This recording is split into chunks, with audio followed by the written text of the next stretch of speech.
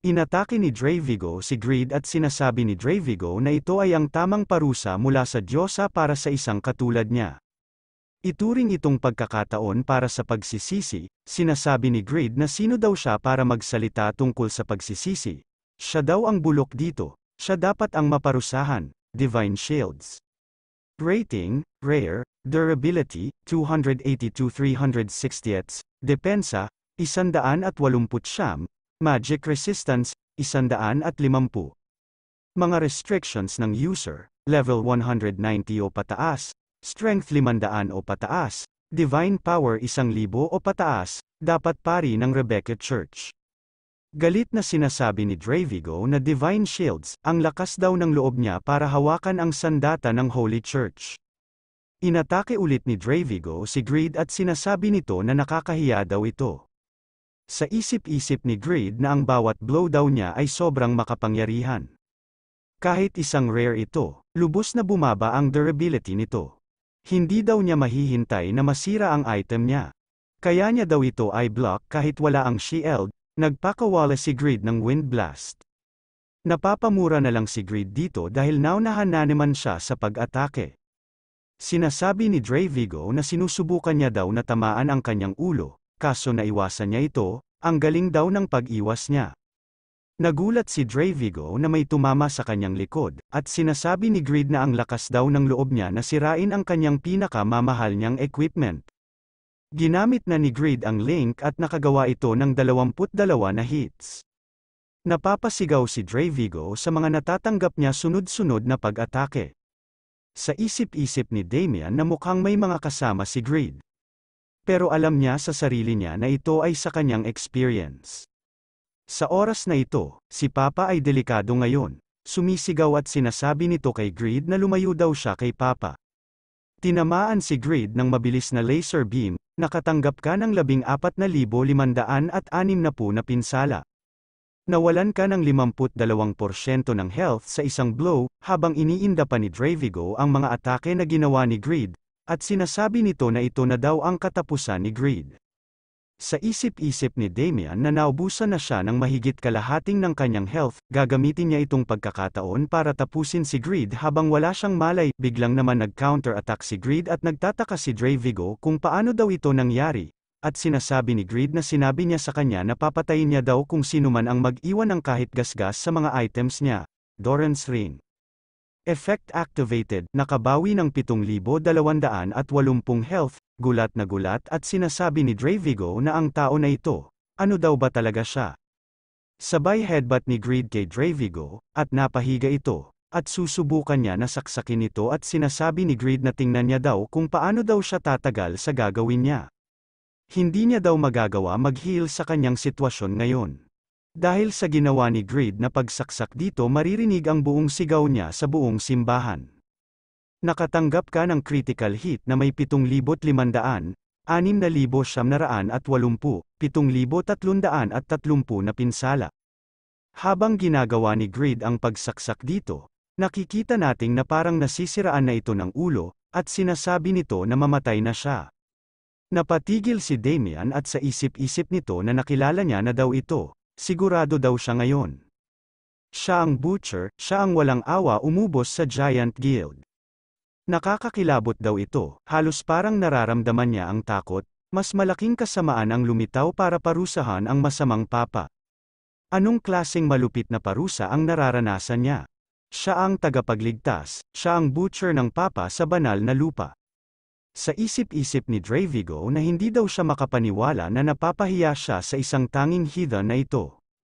Hindi daw dapat ito maaaring mangyari, hindi dapat sa isang ahente ng Diyosa, ang Panginoon ng 70 million followers na kahit mga hari yuyuko daw sa kanya.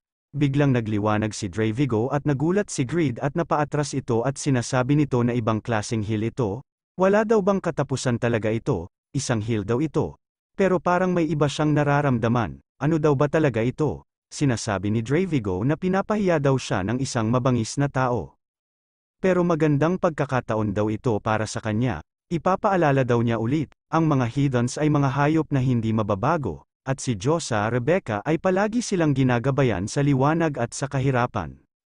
Sa isip-isip ni Greed na ibang-iba na daw talaga siya, may mangyayari pa parating. Sa labas ng simbahan patuloy pa din naglalaban sila Isabel at Luna. Sinasabi ni Luna ang mga utos ng kanyang kabanalan ay ganap. Isabel, naghahanda na si Isabel para umatake at sinasabi nito na isa lang daw ang kanyang susundin kundi si Diyos sa Rebecca. Pinakawalan niya na ang goddess's condemnation, ginamit naman ni Luna ang goddess's embrace. Sa pagkakataon naman ito, nawasak ang shields ni Luna. Nagkaroon ng malawak na pag-atake at liwanag at binabanggit ni Cassius ang pangalang nila Luna at Isabel. At batid naman ni Isabel na magiging ayos lang daw ang lahat. White transformation ang ginamit niya, para hindi na siya magising. Pero nawala lang siya ng malay, tignan niya daw si Luna sa likod Cassius. Kailangan niya daw magmadali para iligtas si Rin sa isip-isip ni Isabel na siya daw ang tatayo para sa inyong kabanalan. Hindi niya maaaring hayaan mawala ang mga kapatid niya ng ganito. Para sa lahat, Rin, nakapasok na si Isabel sa loob ng simbahan, naghahanda na si Dravigo ng malakas na spell. Nagsasalita na siya ng incantation at sinasabi nito na protektahan ang iyong lingkod at ipagkaloob mo sa akin ang iyong kapangyarihan, upang parusahan ang kasamaan at kasalanan. Susunod ako bilang tapat na lingkod ng Diyosa, sumisigaw at sinasabi ni Isabel na iyan ang pinakamataas na divine magic. Subukan niya daw itong pigilan, sinasabi ni Dravigo na ito ang galit ng goddess. Nakikita nating si Greed na balak niya itong seluhin ng buong buo. Pinakawalan na ni Dravigo ang kanyang inihanda na spell. Gumawa naman si Isabel ng shields para iligtas si Rin at si Damian. Nakikita nating na pagod na si Dravigo sa ginawa niyang pag-atake at ibinuhos niya na ang lahat sa atake na iyon.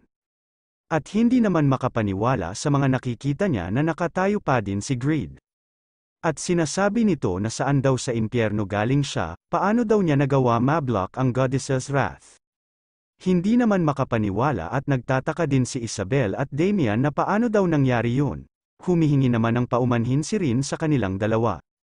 At sinasabi nito na naniniwala siya na ang pagsunod sa kanya at paglingkod sa simbahan, siya ang dahilan kung bakit nasasaktan ang lahat. Pero kung ang pagbibigay ng divine punishment sa Papa ay ang desisyon ng Diyos, lalabanan niya daw ito, Ikael's Sword, isa sa 3 divine artifacts. Sinasabi ni Greed na makinig daw sila ng mabuti sa mga sasabihin niya, huwag daw silang nakikialam at kung nanakawin daw nila ang kill niya, mag-isip daw sila ng mabuti, hindi siya magdadalawang isip na patayin sila. Seryoso ako, papatayin ko kayo. Siya na ang biktima niya ngayon, papatayin niya daw ito sa sariling niyang kamay. Hindi makapaniwala si Damian at sa isip-isip nito na nablock niya ang goddess's wrath ni Pope Dravigo. Ang lalaking ito saan impyerno galing, salamat sa kakayahan niya na mag-awakening, talo niya ang mga ibang paladin. Kailangan niya daw i-buff si Greed, tumaas ng 80% ang attack power at accuracy ng mga miyembro ng party sa 3 minuto. Gulat at nagtataka si Dravigo na ano daw ba ang nangyayari, paano niya na-block ang kapangyarihan na ibinigay ng Diyos. Naghahanda na si Greed para umatake at sa isip-isip ni Dravigo na hindi pa rin umaatres ang mabangis na hayop na ito.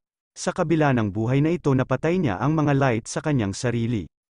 Minaliit niya daw ito, nagpakawalan ng atake si Greed, tumetawa at sinasabi ni Dravigo na ang tanga daw nito gumamit ng sword, ang shields na ito ay buong-buo niya daw sasaluhin ang atake niya. Nang laki ang mga mata nito dahil tumagos sa shield niya ang atake niya at sinasabi ni Dravigo na paano daw tumagos sa shields niya ang atake nito, paatake na si Greed at sinasabi nito na ang tanga daw niya, hindi niya mablock ang magic power ng physical defense, Golden Flash. Dainsley Free Production Skill, nagdeals ng 1,000% ng magic power ng caster sa mga kalaban sa straight line. Cost ng mana, 500 cooldown, 3,600 segundo. Ihulog niya na lang ang mga items at mamatay, anak ka ng nanay at tatay mo. Naghahanda na si Greed gamitin ang link, sa isip-isip ni Dravigo na hindi niya daw inaasahan na gagamit siya ng magic attack sa kanya at hindi niya inaasahan ito. Dapat daw siyang mag-heal. May lumabas na notification na ang link ay nag-level 2. Level ng skill rose level 1, damage increase, bilang ng mga hits na matatanggap sa target ay tumaas ng 5. Sinasabi ni Greed na gamitin niya lang daw ang heal niya. Patuloy lang niya daw itong atakihin hanggang mamatay siya. Ginamit niya ang link, nakagawa siya ng 17 hits, Nahihirapan na si Dravigo sa patuloy na pag-atake ni Greed at sa isip-isip nito na kailan daw ba titigil ang mabangis na bastard na ito. Ginamit ni Dravigo ang Goddess's Protection, napa-atras naman si Greed sa ginawa nito. Sinasabi ni Dravigo na siya daw ay isang kumukulong pigsa at mamatay na daw siya. Sa isang pagkakataon na activate ulit ang pinakamalakas na atake ni Dravigo na Goddess's Wrath. Nagpakawala ito ng maraming light papunta kay Greed at nakatanggap ito ng 15,700, 12,300, 13,500 na pinsala. Sa isip-isip ni Dravigo na hindi niya ganap na ma-block ang pag-atake gamit ang mga golden disc na yon. Ito na ang katapusan, tumatawa at sinasabi ni Dravigo na sa wakas, nakikita niya na daw ang katapusan nito. Maglaho daw siya ng walang bakas, hindi naman namamalayan ni Dravigo na nasa harap niya na si Greed at kinuha nito ang kanyang kamay. Nang laki ang mga mata nito at sinasabi nito na paano at napakaraming beses na dapat siyang mamatay. Bakit hindi siya namamatay? Tinatanong ni Dravigo na paano daw siya nabuhay ulit. Sumagot si Greed na tulad ng sinabi niya sa kanya, asshole, immortality. Ang isang alamat ay hindi madaling mamatay, kapag ang health ay hindi bababa sa minimum, lahat ng pinsala ay immune ng 5 segundo, sinasabi ni Greed na tang-ina mo. Nakakaramdam na ng takot si Dravigo, ano daw ba talaga siya? Ano daw ba siya sa pangalang ng Diyos, bakit hindi daw siya namamatay? May lumabas na notification na ang kill na skill ay nag-level 2 na, Rose level 1. Damage increase tumaas, ginamit ni Greed ang kill, napahawak na lang si Dravigo sa ulo ni Greed at sinasabi nito na isa daw siyang bastard. Sinasabi ni Greed na mamatay na daw siya at tumahimik na lang daw siya, tinuluyan na pinatay ni Greed si Dravigo at tahimik lang sila Isabel, Rin at Damian sa mga nasasaksihan nila. Lumabas na notification na tinalo mo ang ika-13 papa, Dravigo. Nakuha na ng party leader na si Greed ang Goddess's Essence, Holy Light Armor, Holy Light Gloves, at ang Holy Light Crown. Nakuha mo ang 75,350,000 experience. Kumita ka ng 500 gold, nakuha mo ang 20 levels. Level 170 ka na ngayon. Biglang bumagsak si Greed at tumatakbo sila Damian para alalayan ito. Sinasabi ni Greed na pagod daw talaga siya. Hindi niya mag-alaw kahit isang daliri niya. Quest complete, ang affinity ng Rebecca Church ay umabot na sa max. Kausapin si Isabel para makatanggap ng biyaya sa Pavranium. Bumango si Greed at sinasabi na naalala niya na may gagawin pa daw pa pala siya. Nagpapasalamat naman si Isabel kay Greed at sa Diyos sa Rebecca. At naligtas ang Rebecca Church, sa isip-isip ni Damian na hindi siya makapaniwala. Na tinalo niya ang papa mag-isa, halos hindi nakatanggap ng anumang tulong. Kung wala siya, hindi niya kaya protektahan ang mga anak ni Rebecca. May lumabas na notification na ang quest complete, palitan ang unique klase, isang Goddess's Agent, kwalipikado ka na maging papa. Kung magiging papa ka, maaari kang tumakbo sa Rebecca Church. Ikaw na ang Goddess's Breath, ikaw na ang Goddess's Protection. Ang skill Oracle ay nabuo, Oracle, kung kumilos ka ayon sa payo ni Goddess Rebecca, malalaking benepisyo ang magaganap. Kondisyon ng pag-activate, random, bukas na ang Dignity stat. Ang growth rate ng Divine Power ay magiging 3 beses na mataas. Sa isip-isip ni Damian na karamihan sa mga hidden classes ay rare, at may mga 3 epic class holders lamang. Ngunit makakapagpalit daw siya ng isang unique hidden class.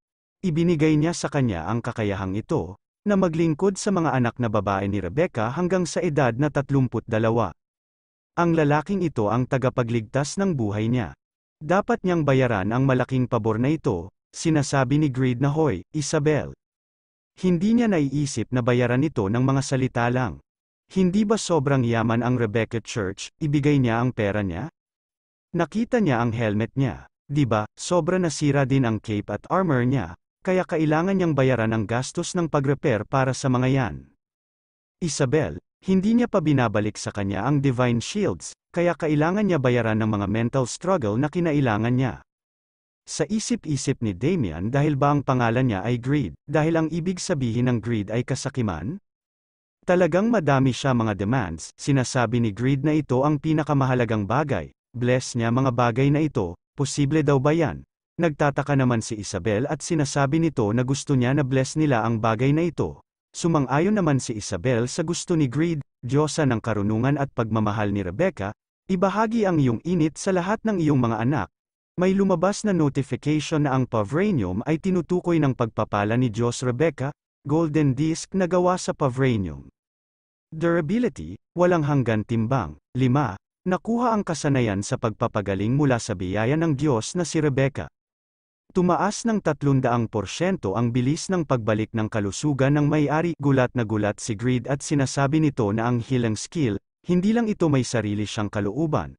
Kaya niya kumuha ng kakayahan na makakuha ng mga skill, ibig sabihin may pagkakataon na tumaas ang skill nito kung ito ay ma-bless ng ibang Diyos. Sinasabi ni Isabel na tulad ng pangako, ibabalik niya ang divine shields. Pilit tumetayo si Greed nang nakita niya ang kanyang shields, perfect divine shields. Rating, legendary. Sa isip-isip ni Greed na ngayon ang kanyang iniisip ay makukuha niya ba ang pagpapala mula sa Yatan Church sa ganitong rate. Kung hindi sila magbibigay ng blessing by force, sinasabi ni Isabel na mahirap magbigay sa kanya ng compensation para sa iyong mga pagsisikap, dahil dapat nilang gamitin ang kanilang pondo para sa pag-aayos ng Vatican. Ito ay tunay na walang hinihiling, ngunit isipin niya na ito ay bilang compensation. Batid ni Greed na nakakahiya, pero sige, malayo pa rin siya. Sinasabi ni Damian na aalis na din ba siya, at nagpapasalamat naman si Damian sa mga ginawa nito at nakuha daw nila ang kapayapaan. Hindi siya nagbigay ng malaking tulong ngayon, pero sana balang araw, mabayaran niya ito ng pabor balang araw. At bago daw siya umalis pwede daw ba ikiskis niya sa pisngi niya ang disk na yan? Nahawakan ng dibdib ni Isabel ang mga bagay na yan di ba? Nakatikim tuloy ng flying kick si Damian kay Isabel. Sinasabi ni Greed na imbes na pera, may pabor daw siya tungkol ito sa susunod na destination niya. Sinasabi ni Isabel na ano daw ba dapat gawin niya, may trabaho daw siyang ma-reconstruction ang Vatican, para hindi niya daw ito masasamahan. Sinasabi ni Greed na hindi niya iniisip na samahan siya, ayaw niya daw samahan siya ng ganitong hot-tempered kiddo. Naiinis at sinasabi ni Isabel anong ibig sabihin niya. Sinasabi ni Greed na sumulat daw siya sa kanila ng liham. Lipat naman tayong ng eksena sa labas ng Vatican, sinasabi ni Tobon na mga disloyal bastard. Hiniling niya sa kanila na tulungan siya sa isang quest, at nag-back out silang lahat, hindi rin maaaring contact ang volunteer guy na yan. Sa isip-isip ni Tobon na ito ay isang S-rank quest na may legendary sword bilang reward. It's a 1 in a million chance na makuha niya dahil sa kanyang status bilang pinakamahusay na paladin ng Juder Church, ang risks dahil ang taas ng difficult dahil sa kakulangan nila ng swerte ng bola, walang tumutulong. Sinasabi ng lalaki na nandito daw pala siya Tobon. Saan daw sila mag-uumpisa? Sa isip-isip ni Tobon na ang nagdesisyon na tumulong ay ang mga bago, hindi sila familiar sa kanya, pero technically rankers sila, kumpleto ang expedition na ito kasama sila sa tabi niya. Kailangan nilang muli ng isang bagay, ang kanilang destinasyon ay ang Holy See ng Rebecca Church.